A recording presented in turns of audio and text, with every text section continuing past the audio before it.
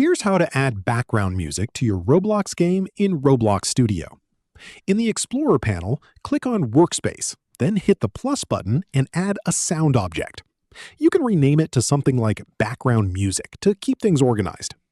Once the sound is added, go to its Properties panel and scroll down.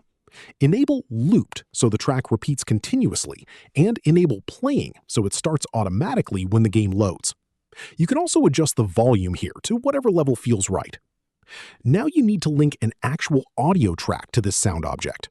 Go to the toolbox, switch the drop-down to Audio, and search for the track you want to use. When you find it, right-click it and select Copy Asset ID.